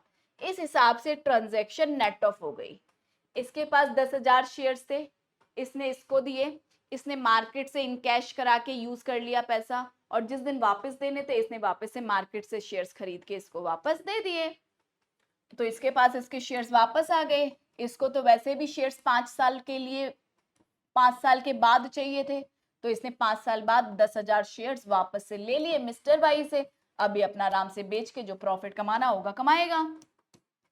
अच्छा, यहाँ पे क्या हुआ, अब वो मिस्टर एक्स बेवकूफ तो है नहीं, अपने शेयर्स किसी को यूज करने के लिए दे रहा है, तो ये क्या दे रहा है मैम, सर्विसेज दे रहा है। शेयर्स यूज कर रहे हैं मिस्टर वाई, शेयर्स यूज कर रहे हैं, तो बदले में कुछ कमीशन तो पे करेंगे ना। यस मैम बिल्कुल, तो इस कमीशन पे जीएसटी लगता है, और इस जीएसटी पे बेटा आरसीएम लगता है। मान लो शेयर्स यूज करने की जो फीस थी वो थी 5,000 रुपए, 5 साल की जो फीस लगी वो थी 5,000 रुपए, तो 5,000 पे टैक्स कौन भरेगा, मिस्टर वाई। मैम इन 5 साल के अंदर में अगर कोई बोनस आया होगा, डिविडेंड आया होगा, तो वो किसके पास जाएगा, वो बेटा बाय एक्स के पास आएगा, वो सब कुछ एक्स के पास आएगा। अब देखो लेंडर कौन हो गया हमारे केस में, मिस्टर एक्स। इन्होंने सिक्योरिटी किसको उधार दे दी, मैम मिस्टर वाई को, और यहाँ पे बेटा लेंडर ने कुछ ना कुछ बोरोइंग फीस तो ली होगी, इस फीस के ऊपर क्या लगेगा, आरसीएम। बस इतनी सी बात याद रखनी है। ये मैंने पूरी की पूरी सिक्योरिटी लैंडिंग स्कीम यहाँ वापस से समझाई है, जो अभी तुमको समझाई थी, यहाँ वापस से समझाई गई है जो अभी तुमको समझाई थी, और यहाँ पे पॉइंट्स रिटर्न में लिख दिए हैं, तो तुम्हारा मन करे होमवर्क में पढ़ लेना, नहीं तो छोड़ देना, कोई जरूरी नहीं। आपसे कोई नहीं पूछेगा what is security lending scheme, ये पूछने वाला आपसे कोई नहीं है पेपर में, लेकिन जो भी मैंने फ्लो चार्ट बनाया उसको यहाँ पे बढ़िया तरीके से लिख के दिखा दिया ताकि तुम्हें दिक्कत ना हो। नेक्स्ट सर्विस देखो, सर्विसेज सप्लाइड बाय गवर्नमेंट। अगर गवर्नमेंट बेटा कोई सर्विस दे रही है किसी भी बिजनेस एंटिटी को, और अगर ये बिजनेस एंटिटी बड़ी बिजनेस एंटिटी है, मतलब कि इसकी टर्नओवर 10 लाख 20 लाख 40 लाख से ज्यादा है, दैट मीन्स ये जीएसटी लॉ में ऑलरेडी रजिस्टर्ड होगी, तो गवर्नमेंट तो आप ये सोच लो कि कभी टैक्स भरेगी ही नहीं। गवर्नमेंट के केस में या तो लगेगा आरसीएम, या वो ट्रांजेक्शन हो जाती है एग्जैम्प्ट। टोटल में 3 ही केस ऐसे हैं जहां पे एफसीएम लगता है पूरे जीएसटी में, उसको हम बोलते हैं पीवीटी। अगर गवर्नमेंट पीवीटी की सर्विस दे रही है, मतलब कि पोस्ट ऑफिस की सर्विस दे रही है, वेसल्स एंड एयरक्राफ्ट की सर्विस दे रही है, ट्रांसपोर्टेशन ऑफ गुड्स या पैसेंजर की सर्विस दे रही है, अगर गवर्नमेंट ये 3 तरह की सर्विस दे रही है, किसी को भी दे रही है बेटा, तो क्या लगेगा? FCM। अदर देन PVT, अगर गवर्नमेंट कोई सी भी सर्विस दे रही है बिजनेस एंटिटी को जो कि रजिस्टर्ड है, बड़ी बिजनेस एंटिटी को दे रही है, तो क्या लगेगा बेटा? RCM। बात समझ आई? ध्यान दो, अगर गवर्नमेंट बड़ी बिजनेस एंटिटी को कोई सी भी सर्विस दे रही है एक्सेप्ट PVT, क्योंकि PVT पे क्या लगता है? FCM, तो इन सभी सर्विस पे क्या लग गया मैम? RCM। लेकिन मैम अगर गवर्नमेंट यही सर्विस किसी छोटी बिजनेस एंटिटी को दे रही हो, ये सर्विस किसी छोटी बिजनेस एंटिटी को दे रही हो, तो बेटा ये एग्जेम्प्ट है, तो फिर ये एग्जेम्प्ट है। आओ देखते हैं, आगे बढ़ते हैं। अगर गवर्नमेंट इमूवेबल प्रॉपर्टी रेंट पर दे रही है, अगर गवर्नमेंट इमूवेबल प्रॉपर्टी रेंट पर दे रही है किसी भी रजिस्टर्ड पर्सन को, तो RCM लगेगा। TDR और FSI समझते हैं। TDR क्या होता है? TDR मतलब ट्रांसफर डेवलपमेंट राइट या फ्लोर स्पेस इंडेक्स राइट। ये ऐसे राइट्स होते हैं जिससे आप किसी के प्रॉपर्टी को यूज कर सकते हो, किसी के फ्लोर को यूज कर सकते हो और उस पे कंस्ट्रक्शंस कर सकते हो। तो अगर कोई पर्सन अपने घर पे कंस्ट्रक्शन करने का राइट दे रहा है प्रमोटर्स को, तो बेटा RCM लगता है। ध्यान रखना, क्या लगता है? RCM लगता है। जैसे कि आपके पास कोई घर, कोई खाली प्लॉट पड़ा हुआ है, इस प्लॉट को बनाने की हिम्मत आप में है नहीं क्योंकि इतना पैसा आपके पास है नहीं, तो आपने किसको हायर किया? DLF के साथ बातचीत करी। DLF वाले ने बोला कि मैं 2 फ्लोर का घर बनाऊंगा, 1 फ्लोर मैं आपको दे दूंगा और 1 फ्लोर मैं ले लूंगा, 1 फ्लोर मैं ले लूंगा, 1 फ्लोर मैं ले लूंगा। बात समझ आई? दैट मीन्स आप घर बनाने की सर्विसेज दे रहे हो DLF को, बदले में वो आपको कंसिडरेशन में क्या दे रहा है मैम? 1 फ्लोर दे रहा है। आपने उसको क्या दिया मैम? राइट टू कंस्ट्रक्शन दे दिया। हमने उसको राइट टू कंस्ट्रक्ट दे दिया। हमने कहा DLF को कि तुम हमारी प्लॉट पर घर बनाओ, हमने राइट टू कंस्ट्रक्ट दे दिया। बदले में DLF वाला हमें क्या दे रहा है? कंसिडरेशन में 1 फ्लोर दे रहा है। तो ये जो कंसिडरेशन है बेटा, इस पे RCM लगेगा और DLF वाला खुद ही टैक्स भरेगा। ठीक है, अब एक बात और याद रखो कि मान लो ये जो फ्लोर बन रहा है, ये बनने से पहले ही सेल आउट हो जाए, बनने से पहले ही सेल आउट हो जाए, तो उस केस में घटना एग्जैम्प्ट हो जाती है, कोई टैक्स नहीं लगता है। आगे ध्यान दो, अगर गवर्नमेंट लॉन्ग टर्म लीज दे रही है 30 ईयर और मोर से ज्यादा, लॉन्ग टर्म लीज आपको दी जा रही है, तो इस ट्रांजेक्शन पे भी RCM लगता है। अब हम करेंगे एडवोकेट की सर्विसेज, ये बहुत ज्यादा पूछी जाती है। एडवोकेट की सर्विसेज ध्यान देना, एडवोकेट पे सरकार कतई विश्वास नहीं करती, तो एडवोकेट के केसेस में ज्यादातर आपको RCM नजर आएगा या फिर ट्रांजैक्शन एग्जैम्प्ट होते हुए नजर आएगी, लेकिन FCM नहीं लगेगा। गवर्नमेंट बोलती है कि वकील है, वकील तो क्या ही मुझे टैक्स भरेगा, तो RCM लगाओ या एग्जैम्प्ट करो। अब लीगल सर्विस में इंडिविजुअल एडवोकेट, सीनियर एडवोकेट या फिर फर्म ऑफ एडवोकेट, अगर ये तीनों है और ये किसी बड़ी बिजनेस एंटिटी को सर्विस दे रहे हैं तो RCM लगेगा। अगर इंडिविजुअल और पार्टनरशिप फर्म इन सबको सर्विस दे रहे हैं तो ये ट्रांजैक्शन एग्जेम्प्ट है। इन सब में कौन आ गया? मतलब एक वकील दूसरे वकील को सर्विस दे रहा है, एक फर्म ऑफ एडवोकेट दूसरे फर्म ऑफ एडवोकेट को सर्विस दे रही है, एक इंडिविजुअल ऑफ एडवोकेट एक पार्टनरशिप फर्म ऑफ एडवोकेट को सर्विस दे रहा है, तो बेटा एडवोकेट टू एडवोकेट इन्होंने एग्जैम्प्ट कर दिया। इन्होंने कहा भाई भाई के बीच में होने वाली ट्रांजैक्शंस माफ। अगर मान लो आप अदर देन बिजनेस एंटिटी को सर्विस दे रहे हो, मतलब कि हम और आप जैसे लोगों को सर्विस मिल रही है वकील की, तो याद रखना अगर आप लॉयर हायर करते हो तो लॉयर आपको अगर अपनी सर्विस दे रहा है तो वो आपसे GST वसूल नहीं कर सकता है। अगर मान लो कोई बिजनेस एंटिटी है लेकिन GST लॉ में रजिस्टर्ड नहीं है, तो उस केस में भी ये ट्रांजैक्शन एग्जैम्प्ट है। अगर गवर्नमेंट वकीलों की सर्विस ले रही है तब भी GST नहीं लगेगा। अपार्ट फ्रॉम दैट अगर सीनियर एडवोकेट सर्विस दे रहे हैं अदर देन बिजनेस एंटिटी छोटी बड़ी, तो ये सब भी क्या है, एग्जैम्प्ट है।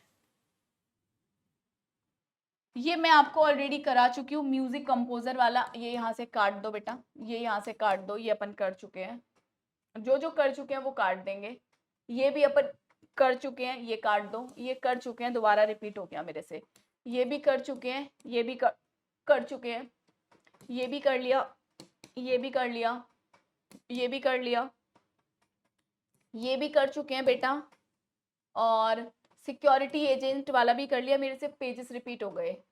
मोटर व्हीकल रेंटिंग वाला भी केस कर चुके हैं अपन, ये वापस से रिपीट हो गया है, ये अपन कर चुके हैं, मोटर व्हीकल वाला केस है, यस मैम ये अपन कर चुके हैं।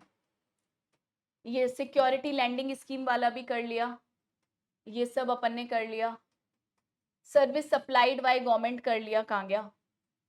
इमूवेबल प्रॉपर्टी रेंट पे वाला केस कर लिया, मैं सारे पेज दोबारा से डिलीट मार दूंगी। टीडीआर एफएसआई वाला भी कर लिया, लॉन्ग टर्म लीज वाला भी कर लिया, लीगल सर्विसेज भी कर लिया। चलो इसी हिसाब से हमारी सारी सर्विसेज 9(3) वाली खत्म हो गई। 9(3) वाली सर्विसेज जो थी हमारे पास अराउंड 20 वो खत्म हो गई। अब हम गुड्स की चर्चा करते हैं, गुड्स ज्यादा नहीं है, बस थोड़े से हैं, अभी खत्म हो जाएंगे। टोटल में 7 गुड्स हैं बेटा, 8 भी नहीं है 7 है। तो इन्होंने बोला अगर कोई कैश्यू नट है, मतलब कि बिना छिला हुआ काजू, कैश्यू नट्स नॉट शील्ड और नॉट पील्ड, अगर सप्लायर एग्रीकल्चरिस्ट है, तो एग्रीकल्चरिस्ट को तो जीएसटी लॉ में बेटा बहुत छोटा मान लिया जाता है। अगर रेसिपिएंट कौन है, कोई रजिस्टर्ड पर्सन है, तो क्या लगेगा, आरसीएम। बीडी रैपर लीव्स हैं, जिसे तेंदू लीव्स भी बोलते हैं, जिससे बीड़ी बनती है बेसिकली, एग्रीकल्चरिस्ट के द्वारा बनाई जा रही है और सप्लाई किसको हो रही है, रजिस्टर्ड पर्सन को, आरसीएम लगाओ। तंबाकू लीव्स पर भी बेटा आरसीएम लगता है, लेकिन ध्यान रखना सप्लायर कौन है, एग्रीकल्चरिस्ट। एग्रीकल्चरिस्ट अगर सप्लायर है तो आरसीएम लगेगा, कब, जब रेसिपिएंट ऑलरेडी रजिस्टर्ड है। मैम यहाँ पे लिखा हुआ है, ध्यान दो, अगर बेटा कोई इसेंशियल ऑयल है, जैसे पेपरमेंट हो गया, कोई मिंट ऑयल हो गया, कोई इसेंशियल ऑयल है, किसी अनरजिस्टर्ड पर्सन के द्वारा रजिस्टर्ड पर्सन को दिया जा रहा है, तो भी आरसीएम लगेगा। सिल्क यार्न है, यार्न मतलब कोई धागा है, कढ़ाई जिससे की जाती है, तो manufacturer of the silk yarn के द्वारा किसी रजिस्टर्ड पर्सन को दिया जा रहा है, तो भी आरसीएम लगेगा। एक लास्ट पॉइंट और देख लो, हाँ ये रहा, 8 है ये टोटल, मैं कह रही थी ना आपसे और भी हो जाते हैं। रॉ कॉटन, रॉ कॉटन अगर एग्रीकल्चरिस्ट के द्वारा दी जा रही है रजिस्टर्ड पर्सन को, तो आरसीएम लगेगा। यहाँ ध्यान रखना कि ज्यादातर केसेस में एग्रीकल्चरिस्ट के ऊपर ही बोला गया है कि एग्रीकल्चरिस्ट जीएसटी लॉ में रजिस्टर्ड नहीं होते, तो इनके जो रेसिपिएंट है उनको कवर कर लो आरसीएम लगा के। सप्लाई ऑफ लॉटरी की बात हो रही है, सप्लाई ऑफ लॉटरी अगर करी जा रही है गवर्नमेंट के द्वारा, एजेंट को बेटा लॉटरी की सप्लाई हो रही है, तो एजेंट को टैक्स भरना पड़ेगा अंडर आरसीएम। कोई व्हीकल्स हैं गवर्नमेंट के पास, गवर्नमेंट तो जगह जगह से व्हीकल जब्त करती रहती है, सीज्ड करती रहती है, तो इसके पास बहुत सारे व्हीकल्स इकट्ठे हो जाते हैं, तो गवर्नमेंट क्या कर रही है, used vehicle, seized vehicle, old and used goods, waste and scrap, अगर ये वाली सर्विसेज ऑलरेडी जो व्हीकल्स है उनको किसी रजिस्टर्ड पर्सन को दे रही है, तो आरसीएम लगेगा। प्रायोरिटी सेक्टर लैंडिंग सर्टिफिकेट्स अगर कोई पर्सन किसी भी पर्सन को दे रहा है, तो भी आरसीएम लगेगा। मैं फिर से एक बार रिपीट करती हूँ, goods are not important for the exams. ये 8 गुड्स हैं, लेकिन ये बिल्कुल इम्पॉर्टेंट नहीं है, लेकिन जो 20 सर्विस मैंने आपको पढ़ाई है ये हाईली इंपॉर्टेंट है, तो इनको सब पढ़ के जाना। 9(4) की बात कर लेते हैं, 9(4) बहुत छोटा सा है। 9(4) मैंने शुरू में आपको बोला था कि ध्यान दो 9(4) के ऊपर, यहाँ पे एक टेबल थी, ये रही, यहाँ पे लिखा है कि 9(4) के अंदर गुड्स और सर्विसेज भी स्पेसिफाइड है। सप्लायर यहाँ पे हमेशा अनरजिस्टर्ड होगा और रेसिपिएंट बेटा स्पेसिफाइड एंड रजिस्टर्ड होगा। आओ समझते हैं कैसे। आई होप कि आप सब लोगों ने पहले एक बार सर्व बैच में, रेगुलर बैच में ये पढ़ रखा होगा, क्योंकि अब बेटा वो टाइम नहीं है कि मैं 3 क्लास लगा के एक एक चीज डिटेल में बता सकूं। सर्व रेगुलर बैच में आरसीएम को मैंने, आप बिलीव नहीं करोगे, 1.5 घंटे की 3 क्लास में पढ़ाया है, मतलब कितना हो गया, 1.5 3 4 4.5 अराउंड आप 5 घंटे समझ लो।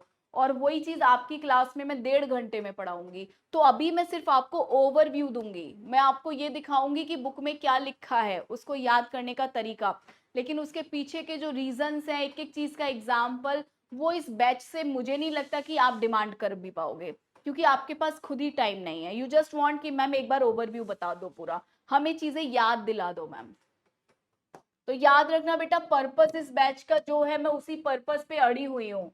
तो पर्पस निभाना है बेटा अपन को, पर्पस नहीं निभाया तो बहुत गड़बड़ हो जाएगी। अगर आप गलती से गलत बैच में हो, पहली बार अगर पढ़ रहे हो, तो मैं आप सबको बोलूंगी कि प्लीज रेगुलर बैच से पढ़ लो। अगर पहली बार पढ़ रहे हो तो पहली बार के लिए रेगुलर बैच होता है, रिवीजन वगैरह के लिए फास्ट ट्रैक एंड 2.0 होता है। चलो ध्यान दो बेटा, 9.4 में मैंने आपसे बोला जो गुड्स और सर्विसेज हैं वो ऑलरेडी बता रखे हैं कि कौन से कब है, स्पेसिफाइड है। जो सप्लायर होता है यहाँ पे वो अनरजिस्टर्ड होता है, और रेसिपिएंट यहाँ पे रजिस्टर्ड भी होगा, साथ ही साथ स्पेसिफाइड भी होगा। ठीक है, तो यहाँ पे बेटा जो रेसिपिएंट है वो रियल एस्टेट मेकर है, उसका काम रियल एस्टेट का है, मतलब कि ये डीएलएफ समझ लो। ये कौन है, डीएलएफ है, जो घर वगैरह कंस्ट्रक्ट करने का काम करता है। तो ये लॉ में रजिस्टर्ड भी है, और ये डीएलएफ रियल एस्टेट कंस्ट्रक्टर है, कंस्ट्रक्शन कंपनी है। तो ये कैसा हो गया, स्पेसिफाइड भी हो गया, रजिस्टर्ड भी हो गया। तो ये हो गया हमारा रेसिपिएंट। अब एक कंस्ट्रक्टर जब घर कंस्ट्रक्ट करता है तो उसको क्या क्या चाहिए होता है मैम, उसको इनपुट्स चाहिए होते हैं। इनपुट मतलब उसको मैम ब्रिक्स चाहिए, उसको मैम टाइल्स चाहिए, रेता चाहिए, पत्थर चाहिए, मार्बल चाहिए, काफी कुछ चाहिए। कैपिटल गुड्स में इसको मशीन भी चाहिए होगी, बिल्कुल। सीमेंट तो रह गया, सीमेंट चाहिए और कैपिटल गुड्स चाहिए, मतलब कि मशीन वगैरह चाहिए। या फिर इनपुट सर्विस भी लेता होगा ये, मतलब लेबर वगैरह भी तो हायर करते होंगे, खुद जाके थोड़ी ना घर बनाने लग जाएंगे, बाहुबली थोड़ी ना ये। सॉरी। तो यहाँ पे बोला गया कि सीमेंट को यहाँ से पहले कट कर दो और कैपिटल मशीनरी को बाहर कर दो। लॉ मेकर ने बोला कि इनके लिए हम अलग से लॉ बनाएंगे। Sorry, just a second.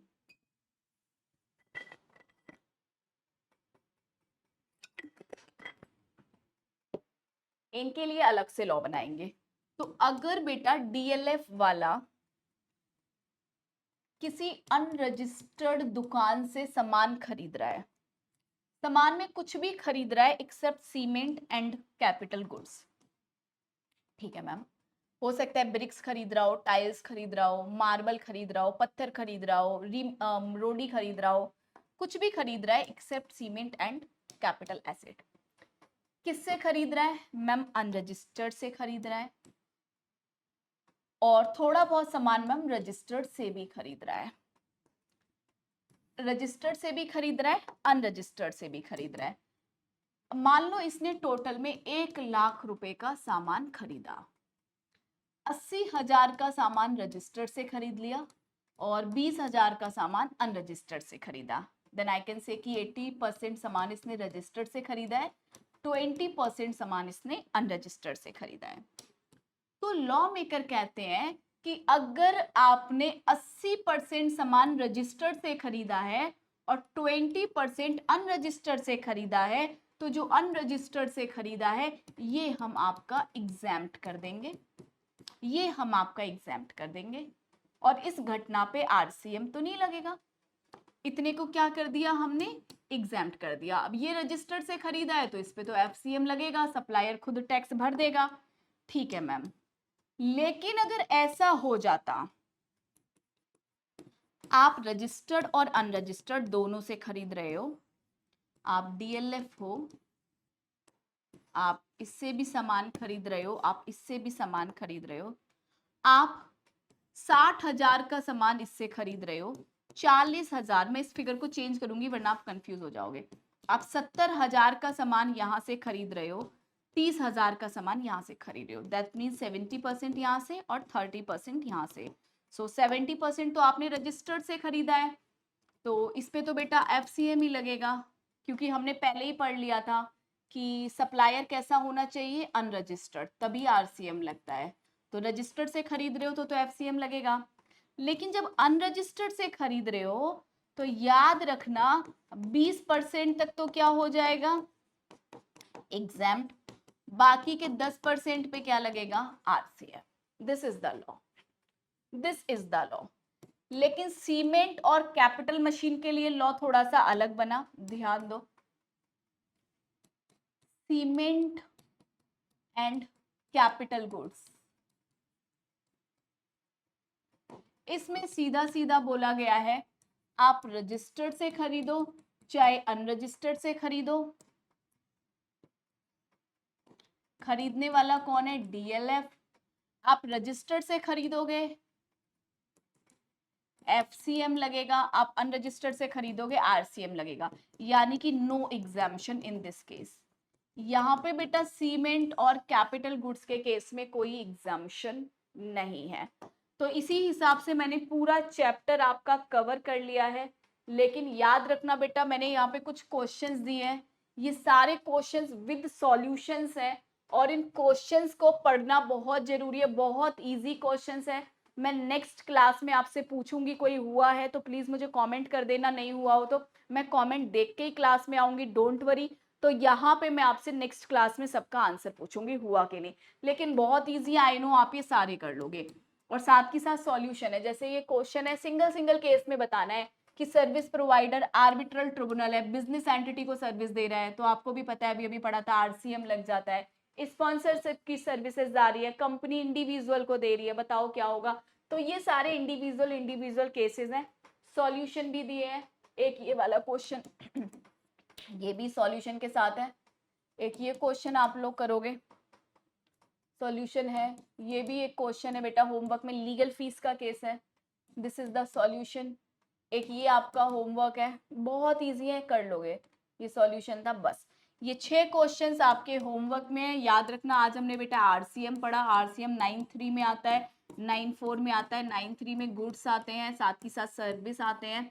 Service बहुत इंपॉर्टेंट है, यही सबसे ज्यादा इंपॉर्टेंट है, ना ये इंपॉर्टेंट है ना ये सबसे ज्यादा इंपॉर्टेंट है ये। तो आज की क्लास में मैंने आपको 6 क्वेश्चंस दिए हैं होमवर्क में, ये आपको करके लाने हैं। तो आज की इस क्लास को यहीं पे खत्म करते हैं एंड होप सो कि आपने आज के चैप्टर में बढ़िया तरीके से कॉन्फिडेंस गेन किया होगा। तो बच्चों वेट मत करो, अब जाओ जाके पहला लेक्चर देख लो, RCM भी आ चुका है और धीरे धीरे और भी लेक्चर्स आएंगे। सैलरी हेड का लेक्चर नेक्स्ट है जो कि आने वाला है, PGVP ऑलरेडी अपलोड हो चुका है।